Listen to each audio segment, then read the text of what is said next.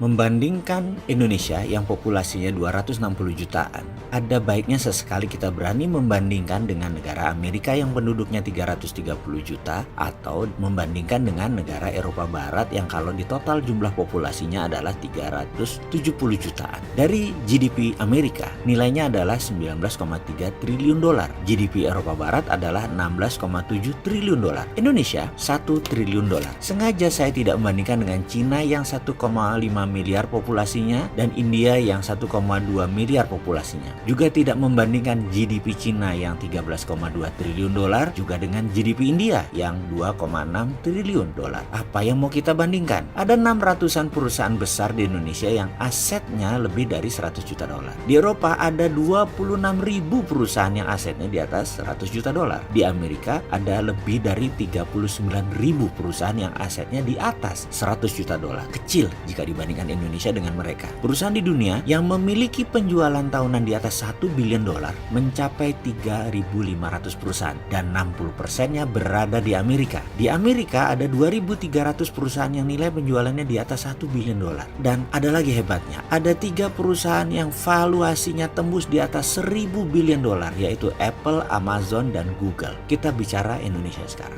Kalau membagi jenis usaha menjadi dua, ada perusahaan besar, ada perusahaan UMKM. Saya tidak tahu persis kategori besar kecil usaha di Indonesia, tapi bagaimana kalau kita sederhanakan? Versi kita sendiri kita buat standarnya. Yang dikatakan besar adalah yang punya aset atau penjualan tahunan di atas 1 triliun. Setuju ya? Dan dengan nilai itu ada 600-an perusahaan di Indonesia masuk kategori besar. Atau kalau kegedean kita kecilin. Bagaimana kalau perusahaan yang asetnya 100 miliar atau penjualan tahunannya 100 miliar itu dikatakan perusahaan besar? Bagaimana kalau itu yang kita pakai? Kalau kategori versi 100 miliar ada 6.500 perusahaan di Indonesia yang masuk kategori besar. Jadi ada baiknya kita pakai itu daripada cuma terlihat 600, lebih baik pakai ini jadi 6.500. Jadi keren, jadi kelihatan banyak perusahaannya. Lalu sisi lain lagi. Bagaimana sisi UMKM, yaitu usaha mikro, kecil, menengah. Berarti kalau kita masukkan 100 miliar ke atas adalah besar, maka 100 miliar ke bawah masuk UMKM. Kita pecah lagi. Bagaimana kalau penjualan tahunannya antara 2,5 miliar sampai 100 miliar itu masuk perusahaan menengah, perusahaan kecil adalah 500 juta sampai 2,5 miliar omsetnya per tahun, lalu di bawah 500 juta per tahun masuk kelas mikro. Setuju ya? Versi kita biar enak aja kita baginya. Gak usah pakai aturan Indonesia apalagi dunia. Kita jadi kecil nilainya. Jadi gak ada perusahaan besar di Indonesia kalau pakai standar dunia.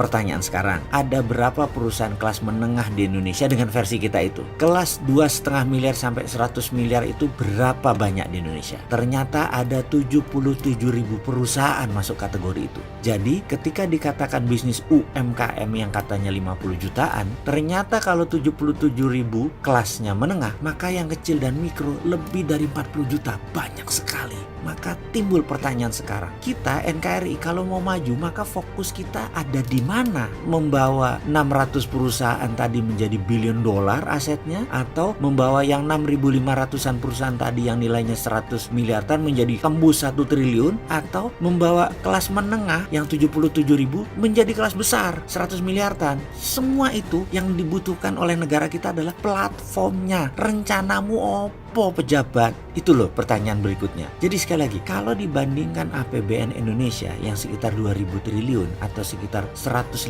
billion dolar, di Eropa ada 100 perusahaan yang nilainya sama dengan APBN Indonesia. Di Amerika lebih 500 yang nilainya di atas APBN Indonesia. Misalnya Google, market cap-nya itu 8 kali APBN Indonesia. Pimpinannya CEO doang, gak harus belusukan masuk got untuk jadi CEO di perusahaan tersebut. Gak harus rebutan masjid, gak harus masuk ke kampus-kampus untuk jadi CEO Amazon. Kesimpulan sekali lagi, untuk mencapai usaha di Indonesia yang menjadi beberapa kali lipat dari APBN, maka negara harus hadir. Jangan sampai seperti dikatakan sobat saya pemeroleh Nobel Laureate yang mengatakan bisnis itu banyak resiko, bisnis itu banyak risknya. Ada marketing risk, ada construction risk, ada financial risk, human resources risk, ada country risk, dan yang terpenting saat ini adalah kurangi government risk. Kebanyakan aturan pemerintahnya. Yuk kurangi aturan government risk agar rakyat gampang berbisnis dan sukses.